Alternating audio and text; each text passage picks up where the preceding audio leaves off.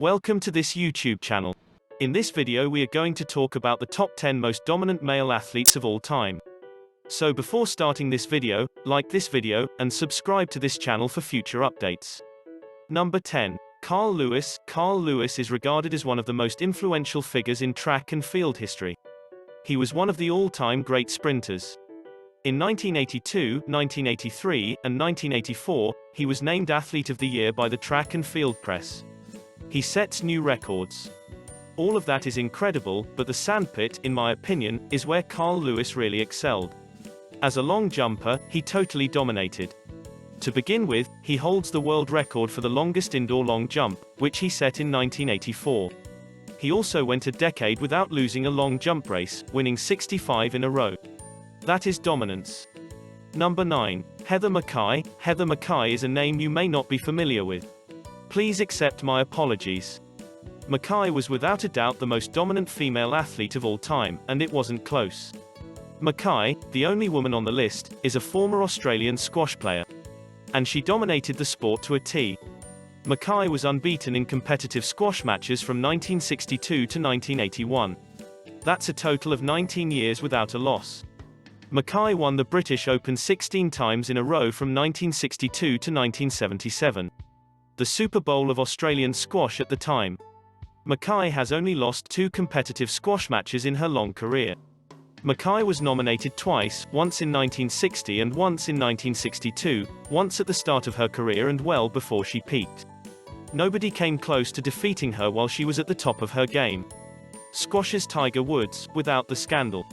If 20 years without a loss, 16 championships in a row, and just 2 career defeats aren't impressive enough for you, I'll be hard-pressed to find anything that is.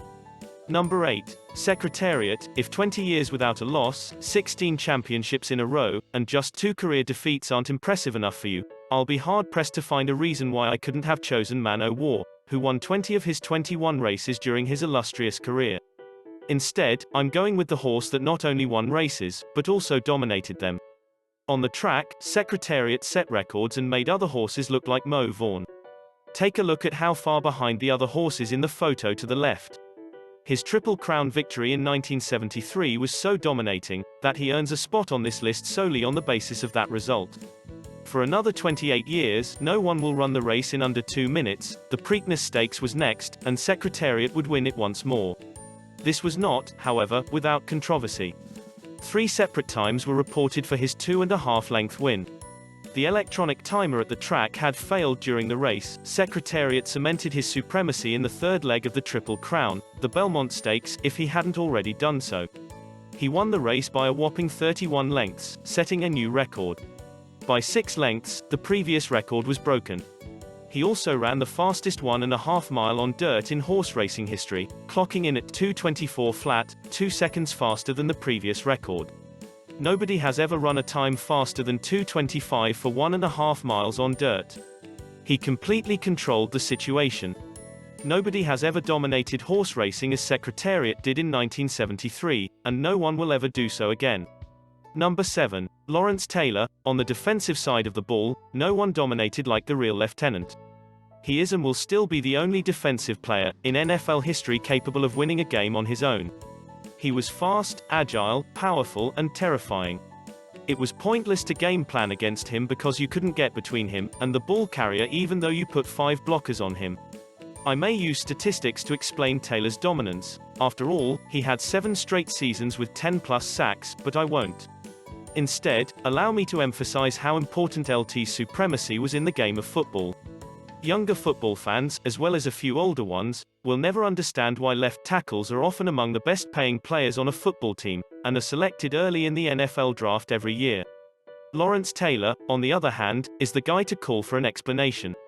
In 1985, his blindside hit on Joe Theismann ended Theismann's career right in front of our eyes. NFL teams knew at that point that they needed to lock up an outstanding left tackle, if they wanted to keep their quarterbacks off the field and off the stretcher. Taylor's dominance also had an effect on the game. NFL teams ASC began to look for outside linebackers, and defensive ends with exceptional speed and agility, such as Taylor, to get to the quarterback. Few players have the potential to fully alter the environment of a game, but Lieutenant did just that. Number 6. Eddy Merckx. There you have it, Eddy Merckx, the all-time greatest cyclist. Lance Armstrong will be the first to tell you. Unlike Armstrong, Merckx achieved success in events other than the Tour de France. He is one of only 4 men in history to win all 3 major stage races. And the only player to wear the leader's jersey in each of the 3 events in the same year. In 6 years, he won 5 Tour de France's, 5 Giro d'Italia's, and 1 Vuelta in España. While racing all year, Eddy has a career-winning percentage of 33%, which any cycling enthusiast would tell you is much more impressive than it sounds. He holds the Tour de France records for most career victories, 525, most victories in a single season, 54, and most stage victories. Merckx dominated the cycling circuit all year. He was just as good as Armstrong and did it all year. Eddy Merckx is the most dominant rider of all time, and one of the most dominant athletes of all time, as Lance will tell you. And that isn't debatable. Number 5. Edwin Moses. As UConn is to women's college basketball, Edwin Moses is to track and field.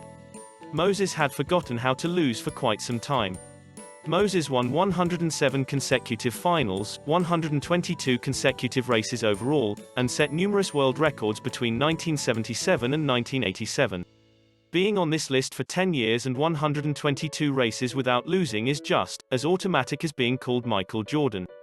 Number 4. Jim Brown. Jim Brown has been dubbed a variety of names. One of them is the best running back in NFL history. Brown is the only player in NFL history to average more than 100 yards per game over the course of his career. During his 9-year career, he scored more than 10 touchdowns 5 times. When you remember that his career was divided between 12 and 14 game seasons, this accomplishment is even more remarkable. During his 9-year career, Brown led the league in rushing 8 times. Brown exceeded the total in all but 2 of his NFL seasons, when a 1,000-yard rushing season was equal to about 1,500 yards in today's NFL. Brown's 1963 season is generally considered to be the finest ever by a running back. That season, he racked up 1,863 yards. To put that in context, the season's second and third leading rushes accounted for just 300 yards more than Brown had alone. That season, he also averaged 133.1 yards per game, which was 7.7 yards per game more than Chris Johnson's 2,000-yard season in 2009. In 9 seasons, Brown was a 9-time Pro Bowler and 8-time All-Pro. It's absolutely incredible. He's the football equivalent of Sandy Koufax, minus the early career setbacks and a longer reign of terror. A running back like Jim Brown will never be seen in the NFL again. Number 3. Muhammad Ali. I'm curious as to what this guy is smoking. I'm not challenging Ali's superiority or greatness. I'm simply stating that there have been 9 athletes who have been more dominant than Ali, and that is a fact. Nonetheless, 10th position on this list isn't bad, so let's take a look at why Ali is ranked so high on a list brimming with talent. Many consider Ali to be one of the best, if not the best, heavyweights of all time. He is the only heavyweight champion who has retained the belt 3 times, and many consider him to be the epitome of a champion. Few have ever done it better in the ring than Ali, but he left a far bigger mark outside the ring than he did inside the ropes. Ali's true dominance came from the way he got within his enemies' heads. He was persuaded that he was stronger than his rival, whether or not this was valid, and he was going to tell everyone about it, and he had the evidence to back it up. He had a 56-5 career record, which seems to be a lot better when you remember that 3 of his 5 losses came in his last 4 fights, when he was already blown out and had flirted with retirement many times. Regardless, Muhammad Ali is a household name for good reason. There were few better. Number 2. Sir Donald Bradman. He was the first living Australian to have a museum dedicated to his life, that his face appears on stamps and coins, and that the Australian Prime Minister called him the greatest living Australian in 2001. Keep in mind that he's just a cricketer. Actually, at the risk of provoking an Australian mob outside my building, I retract that statement. He's the god of cricket. Bradman's career test batting average is the figure. Allow me to translate that for you in English. In baseball, a 99.94 test batting average is equal to a .392 career batting average, and 43.0 career points per game in basketball. The record for career batting average is .366, and the record for career points per game is 30.1. It's difficult for me to convince you that a Greco-Roman wrestler can be the 6th most dominant athlete of all time, surpassing Muhammad Ali, Lance Armstrong, Pelé, Roger Federer, and Jim Brown, but Alexander Karelin is no ordinary Greco-Roman wrestler. Number 1. Alexander Karelin, he's one of a kind for 13 years. You heard me right, he did not lose a single match, including 3 consecutive Olympic gold medals. In reality, during the last 6 years of his unbeaten streak, Karelin did not allow a single point to be scored against him. 6 years of pro wrestling without surrendering a single point. Are you aware of how strong that is? Babe Ruth, Michael Jordan, Wayne Gretzky, or any other athlete you can think of don't come close to matching that accomplishment. What do you think of our list? Let us know in the comment section below. If you enjoyed this video and want more videos from us again, be sure to hit that subscribe button before you go.